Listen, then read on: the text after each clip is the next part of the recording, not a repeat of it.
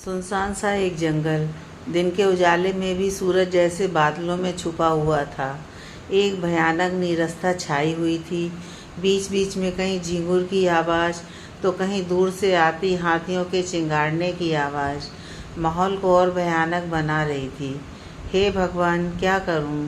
बहुत देर हो रही है, 3 तो यहीं बज रहे हैं। शॉर्टकट लिया ही क्यों? अच्छे खासे ठीक रास्ते से जा रही थी। एक तेज भागती काली कार में एक लड़की कब से बड़बड़ा रही थी। ट्रिंग ट्रिंग, तभी उसका फ़ोन गड़गड़ा उठा। वो लड़की फ़ोन उठाने को ही थी कि अचानक बादल गरजने लगे। घर घर बिजली भी अब पूरी आवाज़ के साथ चमकने लगी थी। अब ये क्या मुसीबत है? कभी फ़ोन तो कभी अचानक ख़राब हुए मौसम को देख वो लड़की झल्ला उठी। फिर फ़ोन बजा। ट्रिंग ट्रिंग, इस लड़की ने जल्दी से फ़ोन उठाया। निकी? हाँ, शायद उस लड़की का नाम निकी था और उधर से कोई पुरुष स्वर था। निकी, कहाँ हो यार? आज पार्टी है, सब आ गए हैं और तुम ही अपनी पार्टी से लेट हो। भला ऐसे कोई करता है? बस पहुँचने ही वाली हूँ। एक तो ये जंगल, ऊपर से बारिश। अच्छा तुम फ़ोन रखो, पिछले 1 घंटे से ड्राइविंग करते हुए तुम्हारा फ़ोन ही उठा रही हूँ।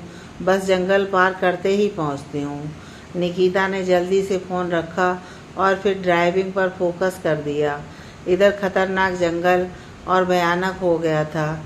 सुनसान, खतरनाक, ऊपर से तेज बारिश। निकी यानी निकिता खन्ना, एक समाज सेवी करोड़पति पिता की इकलौती बेटी। शादी हुए कुछ ही समय हुआ है। इनफैक्ट आज पहली एनिवर्सरी है। कल से ही पति समर खन्ना कुछ प्लान कर रहा था। घर में एक पार्टी भी रखी थी, पर आज कंपनी में सुबह एक ज़रूरी मीटिंग आ गई। चूँकि निकिता के कोई अन्य भाई या बहन नहीं है और वो ही पिता की इकलौती वारिस है, तो कंपनी की CEO भी है और इसलिए आज के खास दिन भी उसे जाना पड़ा। आते समय एक मीटिंग और अटेंड करनी पड़ी। निकिता कभी भी अपने प्रोफेशनल और पर्सनल लाइफ को मिक्स नहीं करती थी। काम के प्रति जुनून और लगन की वजह से ही इतनी छोटी उम्र में बिजनेस इंडस्ट्री में वो जाना माना नाम है। निकिता खन्ना, अपना फैशन हाउस है इसका। पूरे देश में इनके ब्रांड NK के डिजाइन कपड़े पहनना मॉडल्स के बीच क्रेज की बात है। समर इसी के फैशन हाउस का एक मॉडल था। एक इवेंट के दौरान दोनों की मुलाकात हुई और धीरे धीरे नज़दीकी बढ़ी और पिता के विरोध के बाद भी दोनों ने शादी कर ली। भला पिता कब तक नाराज रहते, आखिर दिल से अपना लिया दोनों को। समर ने भी निराश नहीं किया निकिता के पापा रमेश मेहता को, और आज वो उनका बेटा बन गया है। निकिता जल्दी जल्दी गाड़ी चला रही थी। दरअसल चलते चलते एक मीटिंग और आ गई जिसे अटेंड करना ज़रूरी था और आते आते उसे देर हो गई और मजबूरी में उसे जंगल का रास्ता लेना पड़ा। वैसे घर तक पहुंचने के लिए इस रास्ते से दूरी भी कम हो जाती थी और समय तो बचता ही था। इधर एक बड़े से आलीशान बंगले में समर बेचैन हो यहाँ से वहाँ घूम रहा था। लगता है तुझे अकेले ही एनिवर्सरी मनानी है, समर का दोस्त रजत बोला। रजत और उसकी पत्नी रीता इन दोनों के अच्छे दोस्त हैं। काफ़ी देर हो चली थी और इनका 6 महीने का बच्चा भी अब रोने लगा था, तो अब ये घर जाने की इजाज़त मांगने आए थे। थोड़ी देर और रुको ना, समर रिक्वेस्ट करते हुए बोला। यार बहुत देर हो गई, इनफैक्ट अब मौसम भी ख़राब हो गया है, पता नहीं भाभी को कितनी देर और लगेगी। रजत और रीता ने समर से कहा। भाभी को विश करना कह दोनों बाहर आ गए। अभी तक निक्की नहीं आई थी तो रह रहकर समर के दिमाग में घूम रहा था कहीं निक्की किसी परेशानी में तो नहीं फंस गई। अब तक तो आ जाना चाहिए था उसे। खिड़कियों के शीशे अचानक चली हवा से चट चट कर आपस में बजने लगे। बिजली चली गई। समर ने घड़ी की ओर नज़र डाली। 5 बज गए। कहाँ चली गई निक्की? अब समर के चेहरे पर भी घबराहट साफ नज़र आने लगी थी। दूसरी तरफ जंगल में अचानक तेज बारिश शुरू हो गई थी। निकिता की गाड़ी की स्पीड भी बढ़ती जा रही थी। घड़ी पर नज़र डाली, 6 बजने को आए और वो अभी जंगल में ही थी। जंगल का ओर छोर ही नज़र नहीं आ रहा था।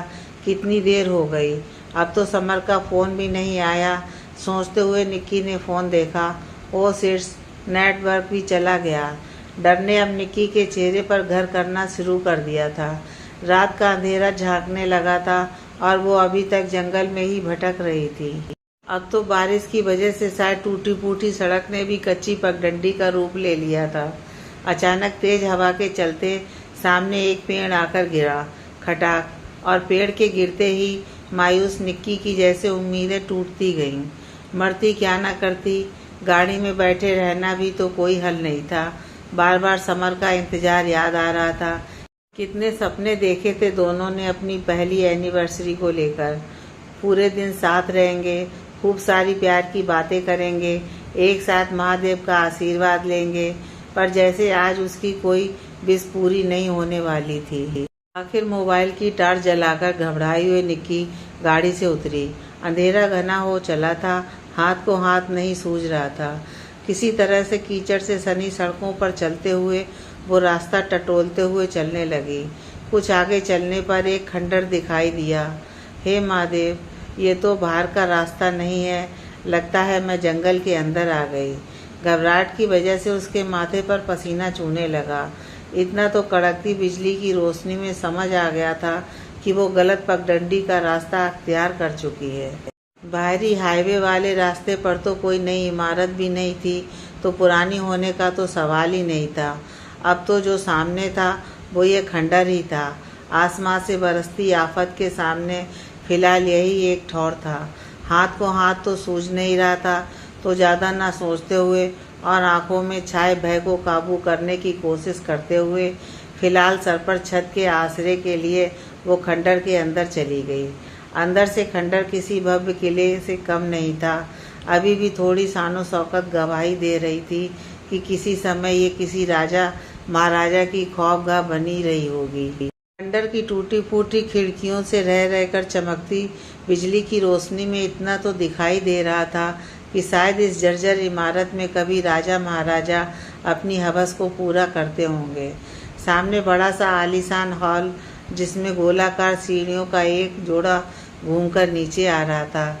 शायद कोई और समय होता तो वो समर के साथ इस इमारत की खूबसूरती को निहार रही होती, पर रह रहकर बाहर होती बिजली की आवाज़ किसी भी तरीके से निक्की के बेचैन दिल को करार नहीं लगने दे रही थी। एक अनजाना आशंका दिल ही दिल में घर कर रहा था, जैसे कुछ बुरा होने वाला है, बहुत बुरा। गाड़ी से यहाँ तक आते हुए कपड़े भी भीग गए थे, ऊपर से चलती हवाओं से लगती ठंड। निक्की की हालत खराब होने लगी। मोबाइल की लाइट भी कब तक साथ देती, बैटरी डाउन हो गई। इधर बिजली की कड़कड़ भी थोड़े अंतराल के बाद सुनाई देती, तो निपट अंधेरा हो चला था। किसी तरह हाथ से अंदाज से टटोलते टटोलते निक्की आगे बढ़ रही थी। मनी मन उस पल को कोस रही थी कि जिस पल आज वो घर से निकली थी। समर ने कितना मना किया था, पर क्यों वो मीटिंग के लालच में आई। पर अब क्या हो सकता था। आज उसकी वजह से उसका और समर का इंतजार, उनका सपना चकनाचूर होने वाला था। कितने सपने संजोए थे शादी की पहली सालगिरह के, पर वो तो बुरी तरह से यहाँ फंस चुकी है। शायद अंधेरे में चलते हुए वो एक दूसरे कमरे में आ गई थी और किसी चीज़ से टकरा गई। आह, एक सिसकी निकल गई उसके मुंह से। डर की वजह से आंखों में पानी निकल आया, पर अभी तो शायद बहुत कुछ लिखा था उसकी किस्मत में। अचानक कुछ रोशनी हो गई। कौन ये रोशनी? आंखों पर हथेली रख वो इस उम्मीद से बोली कि शायद कोई मदद मिल जाए। अचानक दो लाइटें और चमकीं। किसी ने मोबाइल की फ्लैश लाइट जलाई थी। कमरे में इतनी रोशनी हो गई थी कि निक्की को स्पष्ट सा सब दिखाई देने लगा था। उसकी नज़र कमरे के फर्श पर पड़ी, कुछ खाली शराब की बोतलों पर पड़ी। कुछ लड़के हाथ में मोबाइल लिए उसे घूर रहे थे। वाह यार, सबाब खुद चलकर हमारे पास आ गया। एक लड़का उसे अपने होठों पर जीभ फिराते हुए देखकर बोला। यार, इसे कहते हैं किस्मत। कहाँ बारिश से बचने के लिए इस खंडर का आसरा लिया था, कहाँ दावत मिल गई। दूसरा भद्दी आवाज़ में बोला। अरे कहाँ तुम समय बेकार करने में लगे हो, पहले हुस्न का नशा तो चख लें। तीसरा उसकी तरफ बढ़ते हुए बोला। क्या बकवास कर रहे हो, दूर रहो। देखो तुम मुझे जानते नहीं हो, मैं निकिता खन्ना जेल भिजवा दूंगी। खूबसूरत हसीना गुस्से में और हसीन लगती है। एक लड़का जो शराब की वजह से बुरी तरह लड़खड़ा रहा था, उसके गाल पर हाथ लगाते हुए बोला, समर। तेज आवाज़ आई निकिता की, पर वो तीनों बहसी तरीके से अपनी टाट जला उसे यहाँ वहाँ छूने लगे। निकिता बचने की, अपने को महफूज रखने की कोशिश कर रही थी, पर उन तीनों लड़कों की पकड़ मजबूत और मजबूत होती जा रही थी। छटपटा रही थी वो। गुस्से में आकर उसने एक लात मारी एक लड़के के मुंह पर। उस लड़के ने गुस्से से बेहद तेज चांटा लगा दिया निकिता के गाल पर। उसका सर सामने दीवार में जाकर लगा। अब उसकी उठने की हिम्मत नहीं थी। आंखें भर आईं। बार बार दिल समर के बारे में सोच रहा था। Summer, I am sorry. लग रहा है कि कभी मिल नहीं पाऊंगी अब तुमसे। कितने सपने देखे थे आज के दिन के लिए। कितनी सारी हंसी यादें जोड़ना चाहते थे अपनी ज़िंदगी में। 2 बूंद लुढ़क गईं उसकी आंखों से। निकिता ने समर से मिलने की उम्मीद ही छोड़ दी थी। उधर लड़के भयानक अट्टहास लगाए जा रहे थे। उनकी नज़र निकिता के बदन से भीगे कपड़ों से दिखते उसके तरासे हुए शरीर से हट ही नहीं रही थी। निकिता अपने कपकपाते और भीगे हुए सर्द हाथों से अपने को छुपाने की कोशिश कर रही थी। इस समय उसे अपनी बेबसी पर रोना आ रहा था, पर कमज़ोर भी तो नहीं पड़ सकती थी। पर वो तीनों भूखे भेड़िए की तरह इसके अंग प्रत्यंग पर जैसे नज़र गड़ाए बैठे थे। अचानक तेज हवा चलने लगी। यह कमरा उस खंडर के काफ़ी अंदर था, फिर भी हवा महसूस की जा सकती थी। खिड़की के दरवाजे जोर से अपने आप टकराने लगे। एकदम लाइट आई, पर फिर चली गई। फिर बहुत मंदी सी रोशनी के साथ बल्ब जलने बुझने लगे। इस जलती बुझती रोशनी में वो कमरा और आसपास का माहौल और भयानक होता जा रहा था। ये अचानक क्या हुआ? तेज हवा सनसन से तीनों लड़कों के शरीर में एक अजीब सी कंपकपी छूट गई। ये क्या हो रहा है? अंदर हवा कैसे आ रही है? एक लड़का घबराते हुए बोला। ये तो ठंडी हवा अचानक आई थी, उसमें एक अलग सी खुशबू थी। कुछ ऐसा जिसे महसूस कर एक बार को तो निकिता के हाथ के रुएं भी खड़े हो गए। ये कैसी हवा है? मेरा दम घुटता हुआ सा लग रहा है। दूसरे नंबर का लड़का बेतहाशा चीखा। पहले वाले की हालत भी इससे अछूती नहीं थी। उसकी आंखें इस ठंडी हवा को महसूस कर चौड़ी होती जा रही थी। ऐसा लग रहा था कि शायद वो हवा आज उनकी आंखों की पुतलियां बाहर निकाल कर दम लेगी। एक बार फिर बिजली कड़की, पर हैरानी की बात कि बिजली केवल कमरे में चमक रही थी। खंडर के बाहर से कोई आवाज़ नहीं आ रही थी। ऐसा लगा कि जैसे बाहर का तूफान अब अंदर आ गया हो। इस रोशनी में एक धुंधली सी परछाई दिखाई दी। अचानक हुई इस तेज रोशनी से एक बार सबकी आंखें चुंधिया गईं। निकिता ने भी घबराकर आंखों पर हाथ रख लिया। धीरे से आंखों पर रखी 2 उंगलियों के बीच से जगह बनाकर देखा। उस धुंधली आकृति को अब स्पष्ट नजर आ रही थी। सामने एक लड़का खड़ा था। हल्की नीली शर्ट, ब्लैक पैंट, सेट बाल, क्रोध आंखों में भवक रहा था। तू कौन है? यहाँ कैसे? अपनी जान प्यारी है तो भाग जा। एक ने चाकू निकाल लिया था। तू आया कैसे यहाँ पर? लगता है आज सबको मरने के लिए यही जगह मिली है, दूसरे ने अट्टहास करते हुए कहा। उस दूसरे लड़के ने भी अपनी जेब से चाकू निकाल लिया। निकिता घबरा गई और दम साधे उस लड़के के साथ होने वाले व्यवहार की कल्पना करने लगी।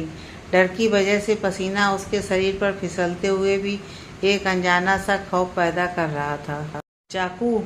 उस लड़के के सर्द पड़े सफ़ेद होंठ तिरछा मुस्कुराए और एकदम उसने गुस्से से चाकू वाले लड़के को देखा। उसकी लाल आंखों को देख चाकू सरक गया और वापस उसी लड़के के खुद के हाथ में ही लग गया। बाकी दोनों लड़के भी भागते हुए उसकी तरफ आए। एक ने तो अपनी किसी जेब में छुपा हुआ कोई देसी कट्टा भी निकाल लिया था और ज़ोर से भयानक हंसी हंसते हुए उसकी तरफ फायर कर दिया। निक्की डर की वजह से बेहोश हो गई। निक्की, अपने नाम को सुन। निक्की जो अभी तक डर से बेहोश थी, अचानक उसकी आंखें खुल गईं। उसने धीमे से सामने की तरफ देखा। तुम? रानी से आंखें चौड़ी करते हुए निक्की ने सामने की तरफ देखा। सामने अंकित खड़ा था। अंकित? अंकित श्रीवास्तव? तुम यहाँ? हाँ, आओ चलें। रात बहुत हो गई है। उसकी बेहद सर्द आवाज़ आई। अचानक एक बार फिर तेज़ हवाएं चलने लगीं, फिर बिजली कड़कने लगी। पर तुम और ये लड़के, ठंड से कांपती हुई निकिता बोली। बारिश की वजह से उसके सारे कपड़े भीग चुके थे, जिसमें से उसका तरासा बदन झांक रहा था। उसने अपने दोनों हाथों को क्रॉस कर सामने की तरफ करा हुआ था। मैं भीगी हुई हूँ। किसी तरह से तीनों लड़कों को देखते हुए वो बोली, जो अब बेहोश हो चुके थे। ये तीनों, नासमझी से वो बोली, ये इसी लायक थे। अचानक कुछ पल के लिए अंकित की आंखें बेहद लाल हो गईं। पर तुम तो कुछ कहते कहते निकिता रुक गई। दरअसल कॉलेज के समय अंकित निकी को बेहद प्यार करता था। उसकी दीवानगी के किस्से मशहूर थे। पर जब समर और निकी की मुलाकात हुई, अंकित कहीं चला गया था। उसके बाद कितने दिनों तक उसकी कोई खबर नहीं आई और आज अचानक वो सामने आया था। अंकित श्रीवास्तव, तुम अचानक यहाँ? निकिता बेशक पूछ रही थी, पर अभी भी उसे अपनी हालत देख बहुत अजीब लग रहा था। थोड़ा थोड़ा ठंड से कांपने भी लगी थी। ठंड लग रही है? बिना उसकी तरफ देखे अंकित श्रीवास्तव ने धीमे से पूछा। एक बार को तो निक्की उसकी आवाज़ सुन घबरा गई और अपने आगे चल रहे अंकित को देखने लगी, जिसकी पीठ उसकी तरफ थी। एक बार को तो निक्की को ऐसा लगा कि आवाज़ कहीं दूर, बहुत दूर किसी खाली कुएं के धरातल से आ रही हो। अचानक उसने गौर किया कि चारों ओर बारिश हो रही है, पर उनके ऊपर एक बूंद भी नहीं गिर रही। आज भी जवाब देने की आदत नहीं है। अंकित श्रीवास्तव की सर्द आवाज़ से हल्का सा दर्द छलका। हाँ, लग रही है ठंड, महीन आवाज़ में निक्की बोली। पिछले कुछ घंटों वो जिस मानसिक हालत से गुजरी थी, अब उसकी आवाज़ में थकान महसूस हो रही थी। यहाँ पास में एक गेस्ट हाउस है, देखता हूँ वहाँ कुछ मिल जाए। तुम यहीं रुको। सामने कुछ दूर पर एक टिमटिमाती रोशनी नज़र आ रही थी। पर अकेले? निक्की अब बहुत ज़्यादा घबरा गई थी। कुछ नहीं होगा। जब तक निक्की कोई जवाब देती, अंकित श्रीवास्तव जा चुका था। एक पल के लिए गहरी सांस ले निक्की ने अपनी बंद आंखें खोली तो सामने वो एक साल साथ लेकर खड़ा था। बस यही मिल पाया है, उसकी तरफ साल करते हुए अंकित बोला। निक्की ने साल हाथ में लिया। वो कोई साधारण सा साल नहीं लग रहा था। हल्की रोशनी में भी हाथ में लेते ही उसके मुलायम होने का एहसास हो गया। उस पर बेहद बारीक कढ़ाई की हुई थी। इसकी बनावट उंगलियों से ही महसूस हो रही थी। मंत्रमुग्ध सी निक्की ने जैसे ही साल ओढ़ा, एकदम ठंड जैसे साल की छुअन से ही गायब हो गई और कपड़े जो अभी तक गीले थे और उसे अटपटे लग रहे थे, मानो किसी ने उन्हें फुली ऑटोमेटिक वॉशिंग मशीन में डालकर सुखा दिया हो। खंडर जंगल से काफ़ी अंदर था। निक्की की गाड़ी तो बाहर सड़क पर ही खड़ी थी। चलते चलते बहुत देर हो गई थी। हाथ को हाथ नहीं सूझ रहा था। अब जाने क्यों अंकित के साथ रहने से ना तो निक्की को जंगल से गाहे बगाए आती जंगली जानवरों की आवाज़ से डर लग रहा था और ना ही सुनसान रास्ते या किसी गुंडे बदमाश के मिलने का भय था। अंकित, कॉलेज के फाइनल ईयर से पहले ही कहाँ चले गए थे तुम? तुमने तो ग्रेजुएशन भी पूरा नहीं किया था और आजकल कहाँ हो? और यहाँ अचानक? तुम पिकनिक पर कुछ कहने वाले थे। निक्की अब काफ़ी रिलैक्स हो गई थी, तो कुछ देर के लिए ना उसका दिमाग समर की तरफ था और ना अभी थोड़ी देर पहले हुए वाक़ये की तरफ। बस मजबूर हो गया था कि सब छोड़कर जाना पड़ा। तुम्हारी चीख सुनी तो यहाँ आ गया। तुम्हारी गाड़ी?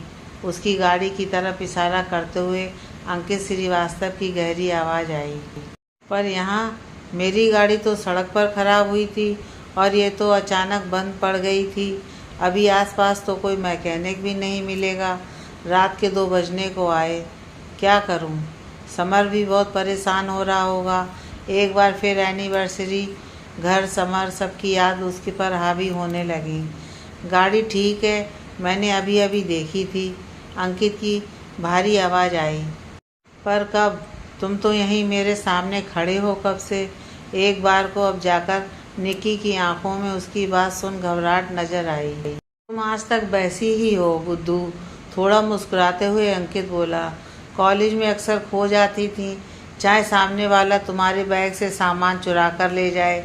याद है एक बार तुम्हारे बैग से तुम्हारे सामने ही ज्योति ने टिफिन निकाल लिया था और तुम सामने किसी को देखकर खोई हुई थी। निक्की को हंसी आ गई।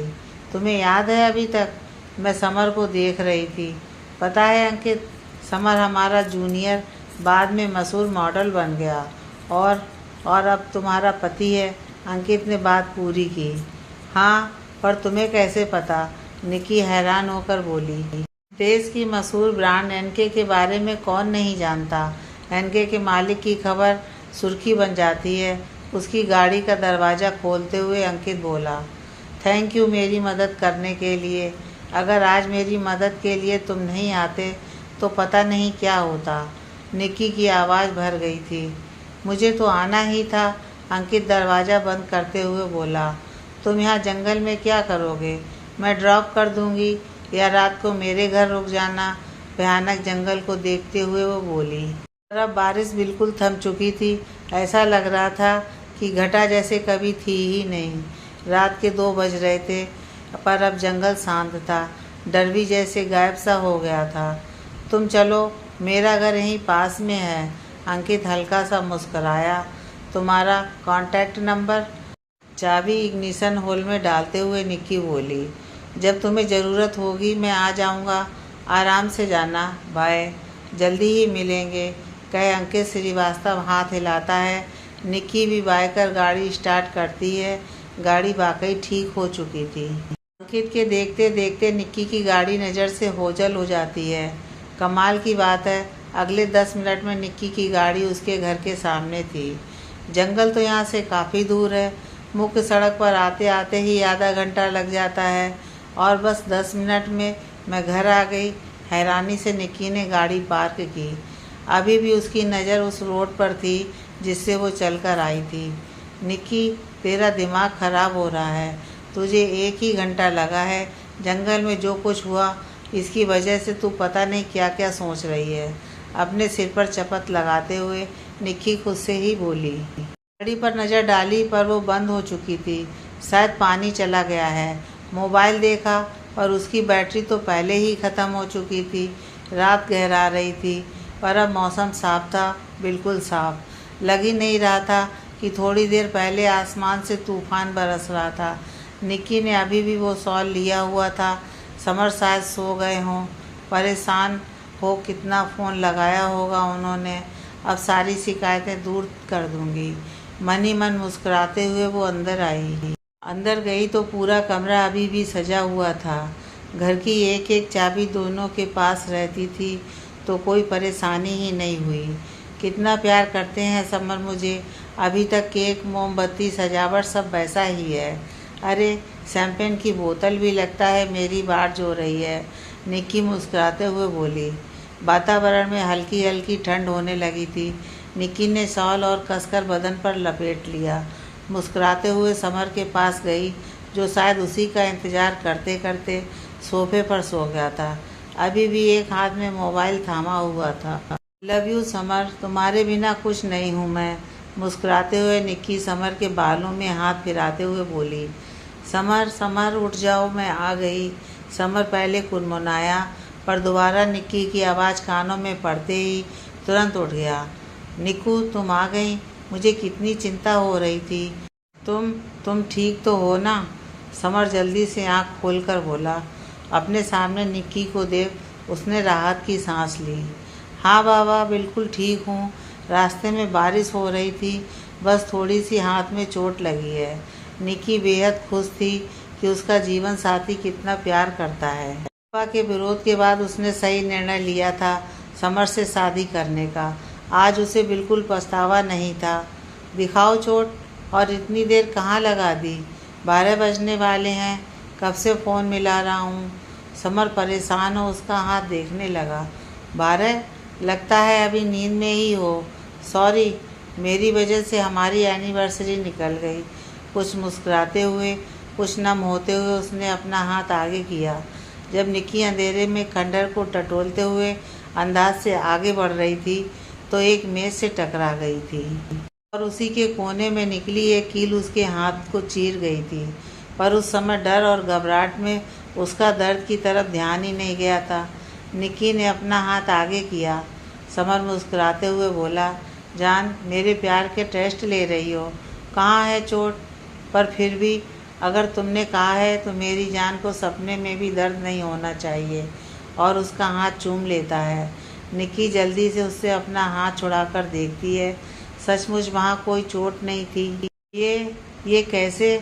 मुझे अच्छी तरह याद है कि मेरे खून निकल रहा था। निक्की की आंखें हैरानी से चौड़ी हो गईं। चलो छोड़ो, शायद कोई पुरानी बात याद आ गई होगी। 12 तो बज चुके हैं, पर कोई नहीं, अभी आधा घंटा ही ऊपर हुआ है। केक तो अभी भी काट सकते हैं। आखिर हमारे फेरे तो इसी समय हुए थे। समर उसका हाथ पकड़कर ले जाते हुए बोला। 12:30? निक्की ने अब घड़ी की तरफ देखा। सच में 12 से कुछ ही मिनट ऊपर हुए थे। पर ये कैसे? निक्की को खूब याद था कि 2 तो उसे जंगल में ही बच गए थे। जान, जाओ चेंज करके आओ, फिर मिलकर केक काटेंगे और शैंपेन खोलेंगे। उसके बालों में हाथ फिराते हुए समर बोला। निक्की की नज़र अभी भी घड़ी पर थी और रह रहकर एक निगाह अपने हाथ पर जा रही थी। पर अब तो दिन निकलने को होना चाहिए था। ये अभी तक रात कैसे है? ये क्या हो रहा है? कहीं मैं ज़्यादा तो नहीं सोच रही? शायद समर ठीक कह रहे हैं। मैं थकान की वजह से कुछ भी सोच रही हूँ। और वो चेंज करने चली जाती है। शॉल एक तरफ रख बदलने के लिए कपड़े निकाले ही थे कि हाथ पर नज़र गई। ऐसा लगा कि घाव है। ये फिर से चोट? घबरा गई थी वो। पर बाहर से समर की आवाज़ आई तो एक बार फिर हाथ पर नज़र डाल वो कपड़े बदलने लगी। ठंड का एहसास हो रहा था।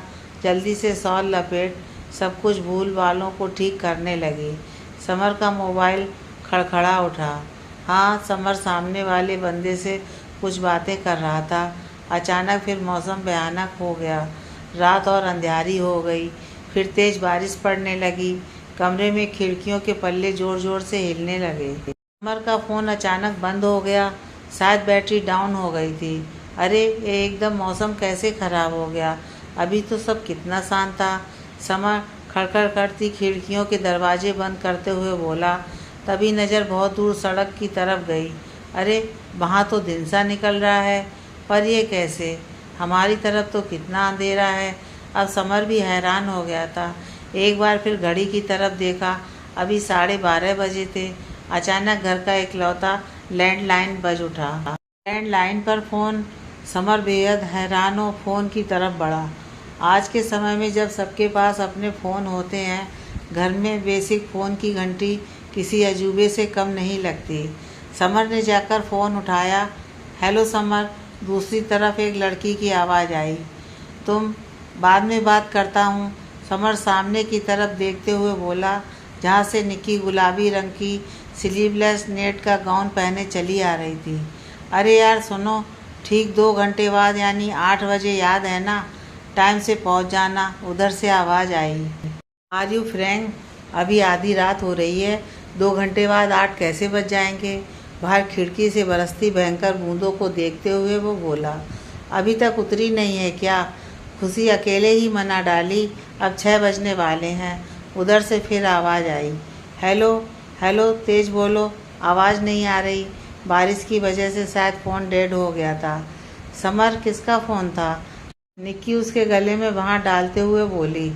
निक्की, तुम कह रही थी कि 2 बज रहे हैं। घड़ी देखते हुए समर बोला। अभी भी उसके कान में फ़ोन वाली आवाज़ गूंज रही थी। गलतफहमी हो गई थी। अभी रात ही है।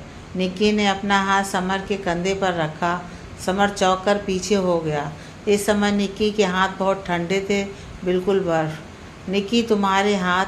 अपने कंधे और फिर चेहरे से उसके हाथ हटा समर घबराकर बोला। समर, आई नो तुम गुस्सा हो, पर आई एम सॉरी। बेहद मदहोशी से निक्की बोली। एक बार को तो समर को कि उसकी आवाज़ शायद कहीं दूर किसी खाली गहरे कुएं से आ रही हो। नहीं निक्की, तुम बैठो, तुम्हारे हाथ की चोट, तुम बोल रही थी ना? समर थोड़ा दूर होते हुए बोला। जान, कोई चोट नहीं थी। देखना चाह रही थी कि कितना प्यार करते हो। उसके गले में बाहें डालते हुए वो बोली।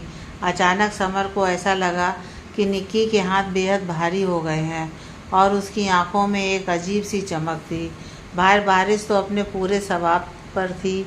इधर निक्की समर के और करीब आ गई थी। जान, बहुत याद आ रही थी तुम्हारी। बस कैसे भी करके तुम्हारे पास आना था। निक्की अब अपने पर काबू नहीं रख पा रही थी। जंगल की यादें तो जाने कब की उसके दिमाग से निकल चुकी थी। तभी कमाल हुआ, लैंडलाइन फिर बज उठा। इन सरकारी चीज़ों का भी भरोसा नहीं है। समर जल्दी से उठता है और फ़ोन उठाता है। समर घर से निकले या नहीं? 6:30 बज गए। उधर से फिर कोई आवाज़ आई। फ़ोन रख दो। अपने पर पड़ती निक्की की मदोस नज़रों को देख समर उसकी तरफ देख मुस्कुराते हुए देखता है।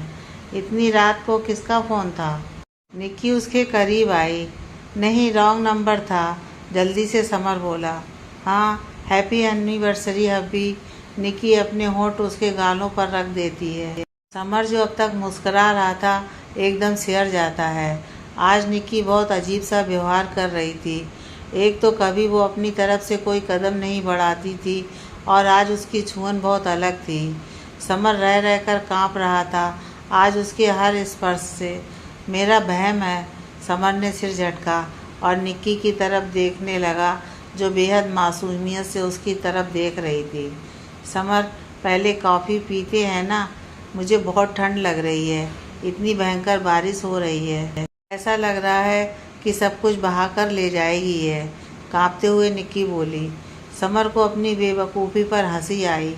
मैं सोच रहा था कि उसका हाथ ठंडा और अजीब लग रहा है। अब उसे ठंड लग रही है तो ठंडा तो होगा ही।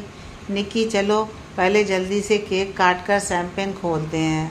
कॉफ़ी मेरे होते क्या ज़रूरत है? और एक आंख बिंग कर देता है। निक्की शर्मा जाती है। समर एक नज़र घड़ी पर डालता है, हैरान रह जाता है। अभी भी 12:30 ही बजे थे। अब उसे अजीब सी घबराहट होने लगी। उसने निक्की की तरफ देखा। वो बड़े प्यार से केक निहार रही थी। निक्कू, तुम कह रही थी कि 1:30 बजे तुम आई थी। अपने को कूल रखते हुए वो बोला। क्या समर, मेरी तो घड़ी ख़राब हो गई थी शायद, पर तुम भी शायद पागल हो गए हो। देखो, अभी तो 12:30 ही बजे हैं। उसके करीब आते हुए वो बोली। पर निक्कू, तुम इतनी देर से आई हो और अभी भी वही टाइम हुआ है। कुछ अजीब नहीं लग रहा? जैसे ही निक्की ने उसके गले में हाथ डाला एक अजीब सा ठंडा एहसास हुआ समर को। साथ ही तेज हवा का झोंका जाने किस खिड़की से अंदर आ गया। समर, मुझे इतनी टेंशन हो रही थी और तुम न जाने क्या क्या बोल रहे हो। साफ बोलो ना, तुम गुस्सा हो? थोड़ी रूठती हुई निक्की बोली। तभी मेरे छूने से पीछे हट रहे हो। निक्की पीछे जाकर खड़ी हो गई थी। सॉरी जान, आओ केक काटते हैं। समर ने फिर से घड़ी पर नज़र डाली जिसकी सुई अब खिसक कर रात के 1 पर आ गई थी। फालतू में वहम कर रहा हूँ, समय ठीक से चल तो रहा है। उसने भी बिना मतलब के दिमाग में फितूर पैदा कर दिया।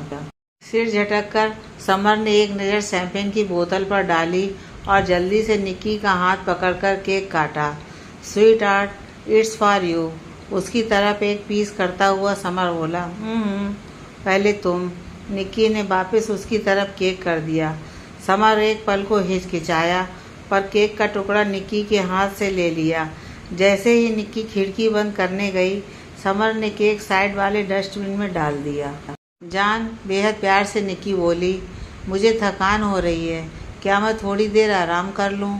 निक्कू, अभी तो तबीयत ठीक थी तुम्हारी, क्या हुआ? डॉक्टर को बुलाऊं? समर उसके माथे पर हाथ रखते हुए बोला।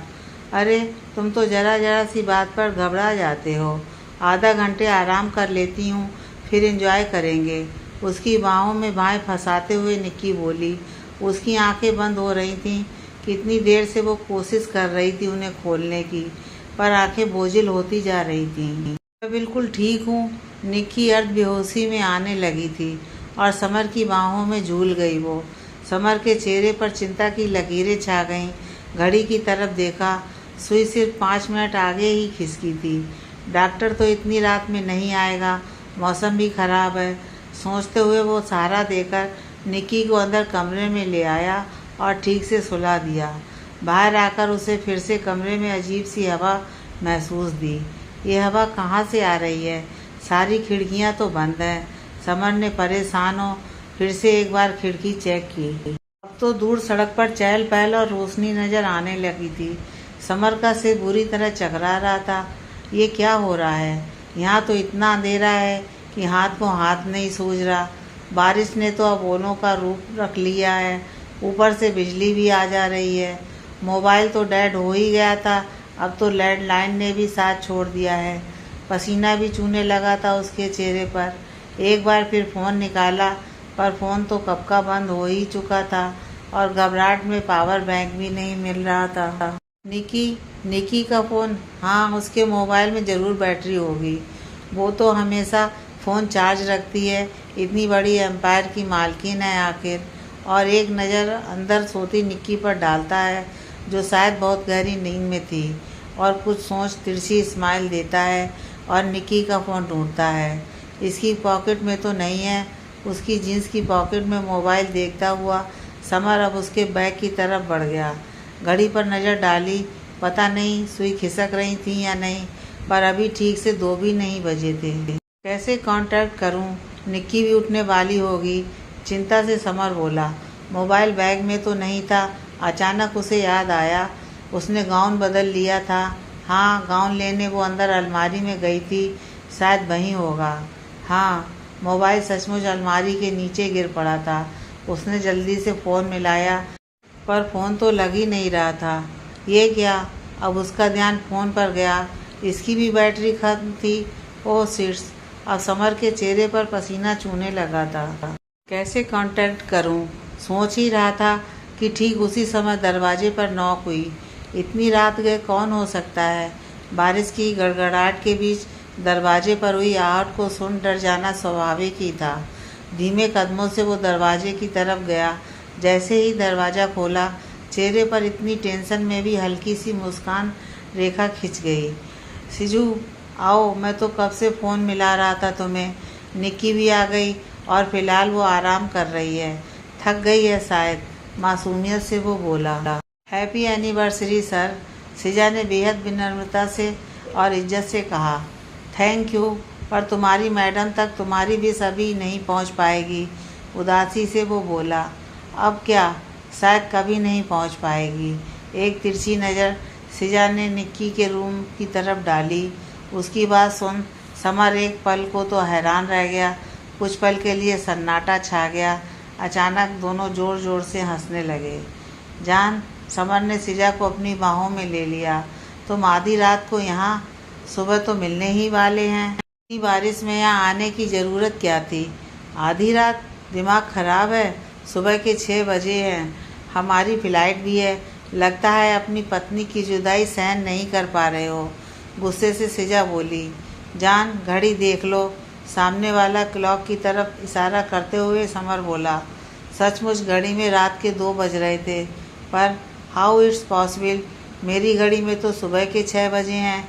हैरानी से घड़ी देखते हुए सिजा अपना मोबाइल आगे करती है, पर हैरान रह जाती है जब घड़ी में सच में रात के 2 ही बजे थे। लगता है एक्साइटमेंट में सब भूल गई। हंसता हुआ समर बोला। यार सच में? Wow champion! इससे पहले कि समर को सोचता या बोलता, सिजा ने शैंपेन खोल ली थी और एक गिलास उसे दे चीयर्स कर अपने लब से लगा लिया। पर निक्की? समर एक पल को बेसुध पड़ी निक्की को देखकर रुक गया। ओ समर, भूल जाओ उसे। जल्दी ही करोड़ों की जायदाद हमारी होगी। कितना इंतज़ार किया है हमने। सिजा मदहोशी से बोली। हाँ यार, कॉलेज में निक्की को प्यार के झूठ में फंसाना, वो संकित श्रीवास्तव को ठिकाने लगाना। बेवकूफ़ निक्की से प्यार करता था और उसे हम दोनों की सच्चाई बताने वाला था। समर की आंखों में हैवानियत झलकने लगी थी।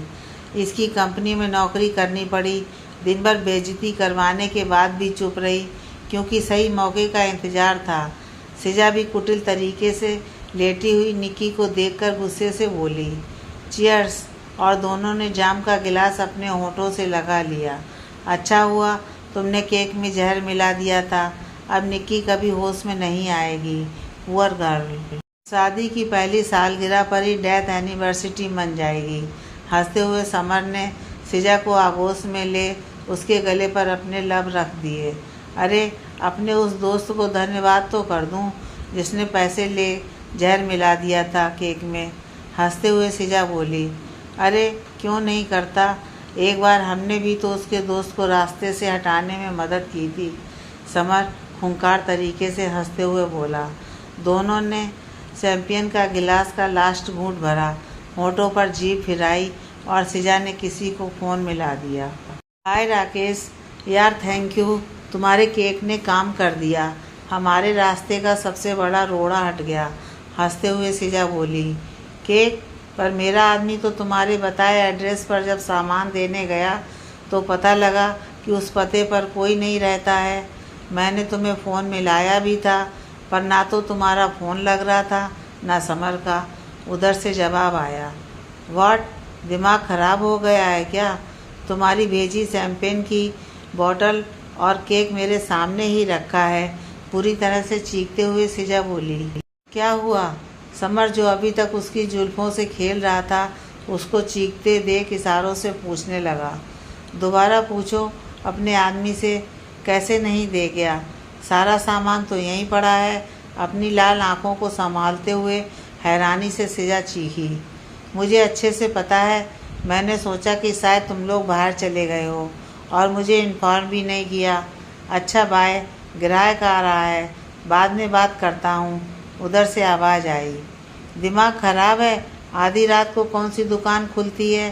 दांत पीसते हुए सिजा का दिमाग भन्ना गया था। अपने दिमाग का इलाज कराओ, सुबह के 8 बजने को आए हैं। तुमने मेरी एक बार मदद की थी, इसलिए चुपचाप इतनी देर से बकवास सुन भी रहा हूँ, वरना मुझसे ऊंची आवाज़ में बात करने वाले का क्या अंजाम होता है तुम दोनों अच्छे से जानते हो। और उधर से फ़ोन रख दिया जाता है। क्या हुआ? समर ने बेचैनी से पूछा। उसने केक और शैम्पेन नहीं भिजवाई थी। अजीब सी घबराहट के साथ सामने पड़े सामान और खाली गिलास को देखते हुए वो बोली, व्हाट? पर उसी की कंपनी का आदमी देकर गया था और जल्दी से वो बिल लेकर आता है। ये सामान। समर और सिजा के चेहरे पर पसीना दौड़ने लगता है। समर ने बिल देखा। बिल देखते ही उसकी आंखों के आगे अंधेरा छा गया। गिर ही जाता अगर सिजा संभाल न लेती। क्या हुआ?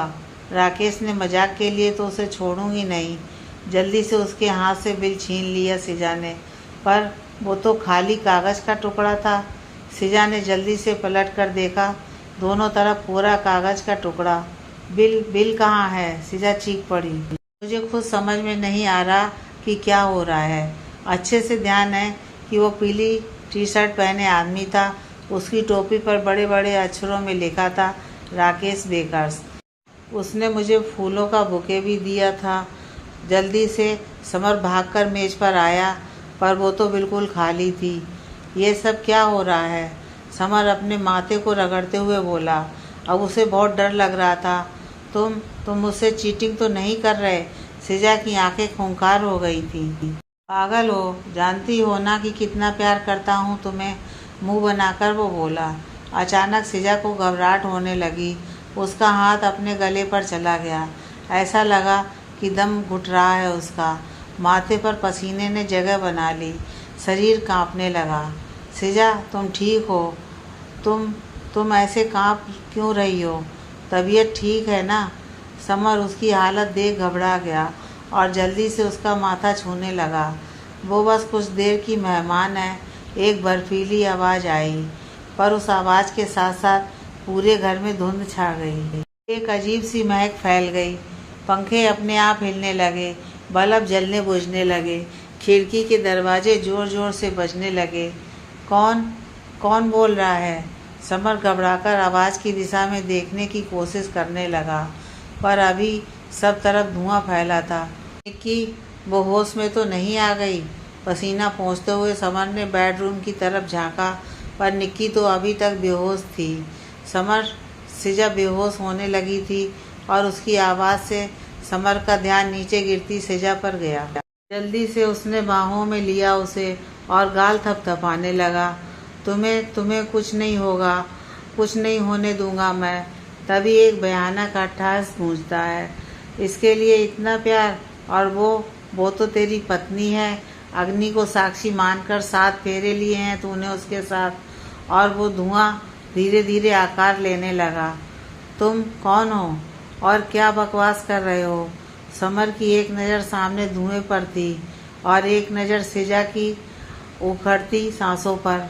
कुछ नहीं होने दूंगा उसे, दूंगा एक मौका उसे बचने का। अब वो धुआं एक लड़के में बदल चुका था। अंकित अंकित श्रीवास्तव। सामने खड़े शख्स को देख समर के चेहरे की हवाई उड़ने लगी थी। हाँ हाँ, याद आ गया। तूने मुझे पिकनिक पर धोखे से नदी में धक्का दे दिया था, तब से ही मेरी आत्मा भटक रही है। और हाँ, ये केक और सैंपल मैंने ही भेजा था। निक्की के केक में नहीं, इस सैंपल में था जहर। और वो ज़ोर से हंसने लगा। बचा सकता है तो बचा ले, अपने को भी और अपनी सिजा को भी। और वो एक बार फिर घड़ी की तरफ देखता है। अचानक कमाल होता है। जिस घड़ी में अभी तक रात के 2 बज रहे थे, अचानक वो सुबह के 7 दिखाने लगी थी। पर हाँ, बारिश अभी भी अपने सवाब पर थी। आधा घंटा है तेरे पास। और अंकित श्रीवास्तव की आंखें लाल होने लगी हैं। चेहरे पर अचानक कठोरता झलकने लगती है। समर एकदम घबरा जाता है, चारों ओर देखता है। साइड टेबल पर निक्की की गाड़ी की चाबी रखी थी। आओ देखा न ताओ, वो चाबी लेता है और बाहर की तरफ सिजा को बाहों में उठाकर भागता है। अंकित श्रीवास्तव, जिसकी आत्मा अभी तक बहुत गुस्से में थी, उन दोनों के जाते ही अचानक सौम्य हो गई। निक्की के पास गई और उसके माथे पर एक हाथ फेरा। निक्की, जो अभी तक गहरी नींद में थी, एक अंगड़ाई लेकर उठी और हैरानी से सोचने लगी कि अभी अभी उसने क्या सपना देखा था। इधर समर को अब अपनी और सिजा की तबीयत की चिंता हो रही थी और वो तेज़ी से गाड़ी चला रहा था। समर, समर कहाँ हो तुम? निक्की परेशान हो चारों तरफ समर को ढूंढ रही थी, पर समर वहाँ होता तो दिखाई देता। पर तभी नज़र नीचे गिरे ब्रेसलेट पर पड़ी। उस पर सिजा लिखा था। सिजा का ब्रेसलेट मेरे घर पर? तो वो सब जो सपना था, वो जो अभी कुछ निक्की को अभी तक विश्वास नहीं हो रहा था, सच था, यहाँ हुआ था। मतलब समर, सिजा और अंकित के बीच की बात सब उसने सपने में देखा था। उसको जहर भरा केक खिलाकर मारने का प्लान, समर की बेवफाई, सिजा का धोखा, उसे तो अब तक विश्वास ही नहीं हो रहा था। नहीं, ये सब झूठ है। निक्की ने अपनी आंखें कसकर बंद कर लीं और ज़ोर से चीख पड़ी। सपने भी कभी सच होते हैं। समर, समर मेरे लिए सरप्राइज़ प्लान कर रहा होगा, खुद से ही बोली निक्की। दरवाजे पर हुई खटखट की आवाज़ ने उसे चौंका दिया। समर आ गया। निक्की भागकर दरवाजे पर पहुंची, पर ये क्या, यहाँ तो पुलिस इंस्पेक्टर खड़े थे। मिसेस खन्ना, आपके पति की गाड़ी का एक्सीडेंट हो गया है। गाड़ी में मौजूद दोनों लोगों की मौके पर ही डेथ हो गई है, अपनी टोपी हाथ में ले इंस्पेक्टर ने बताया। दूसरा कौन था? अपने को संभालते हुए निक्की बोली। कहीं ना कहीं मन ही मन प्रार्थना भी कर रही थी कि वो ना हो जिसे वो सोच रही है। दूसरी कोई लड़की थी। बॉडी के पास से एक बैग मिला है जिसमें 2 फ्लाइट की टिकट और पासपोर्ट थे। सुबह की फ्लाइट थी, शायद जल्दी के चक्कर में गाड़ी ओवर स्पीड में थी और शराब भी पी रखी थी। इंस्पेक्टर बोलकर चले गए। निक्की थके कदमों से वहीं फर्श पर बैठ गई। सर दोनों हाथों में दबा लिया और ज़ोर से चीखी। नहीं समर, क्यों किया तुमने ऐसा? मैं तो तुमसे प्यार करती थी, टूट गई हूँ मैं। पापा ने कितना मना किया था तुमसे शादी करने को, पर मैंने सबसे ज़्यादा तुम पर भरोसा किया। अब मैं किसी पर भरोसा नहीं कर सकती। सब खत्म हो गया है। और एक जोर का रुदन फूट पड़ता है। निक्कू, एक सर्द आवाज़ गूंजी। निक्की ने जल्दी से सामने देखा। सामने अंकित श्रीवास्तव खड़ा था। अंकित, तुम? पर तुम तो जंगल के पास अपने घर की तरफ चले गए थे। पर यहाँ निक्की को कुछ समझ नहीं आ रहा था। निक्की जल्दी से उसके करीब आई, पर उसने हाथ दिखाकर रोक दिया। तुम पिकनिक पर कहाँ चले गए थे? मैंने सपने में पता नहीं क्या देखा था। जंगल में भी कुछ पूछती, उससे पहले ही तुम चले गए थे। निक्की को कुछ समझ नहीं आ रहा था। और अभी तुम्हें समर और सिजा को सपने में देखा था, फिर समर की खबर। ये सब क्या हुआ है? खोई सी उसने पूछा। मैं तुमसे बहुत दूर जा चुका हूँ। तुमसे कुछ कहता या अपने दिल की बात बताता, उससे पहले ही समर और सिजा ने मुझे नदी में धक्का दे दिया। वो दोनों तुम्हें भी रास्ते से हटाकर सारी प्रॉपर्टी हड़प करना चाहते थे तुम्हारी। जो कुछ तुमने सपने में देखा वो सच था। बेहद सर्द आवाज़ आई अंकित की। सन्न रह गई निक्की। अंकित, प्यार तो मैं भी करती थी तुम्हें, पर तुम्हें जब सिजा के करीब देखा तो दूर हो गई थी तुमसे। मुझे कुछ समझ नहीं आ रहा। वो भी इन दोनों की चाल थी। अब मैं चलता हूँ, अपना ख्याल रखना। अंकित वापस परछाई बनता जा रहा था। पर मैं तुम्हारे बिना लौट आओ अंकित। समर ने भी मुझे धोखा दे दिया। तुम भी बीच राह में छोड़ कर जा रहे हो। सिसक गई वो। फिर किसी जन्म में मिलेंगे, पर तुम्हें फिर से अपने अंदर की निक्की को संभालना है। तुम निराश नहीं होगी, फिर से एक नई ज़िंदगी शुरू करोगी। ज़िंदगी बहुत खूबसूरत है, वादा करो। अंकित धीमे धीमे धुएं में तब्दील होता जा रहा था। अंकित, वापस आ जाओ, मुझे छोड़कर मत जाओ। निक्की ने जल्दी से उसकी तरफ हाथ बढ़ाया। मुझे जाने दो, अंकित नम आवाज़ में बोला। सिर्फ तुम्हारी रक्षा के लिए अभी तक भटक रहा था। आज मेरा मकसद पूरा हुआ। फिर मिलेंगे। और धुएं में हिलता अंकित का हाथ जल्दी ही धुएं में तब्दील हो गया। निक्की बेटा, निक्की के पापा वैद्यवास से आए। बेटा समर, संभाल अपने को। निक्की उनके गले लग जाती है और नम गीली आंखों से अंकित को हाथ हिलाकर विदा कर देती है।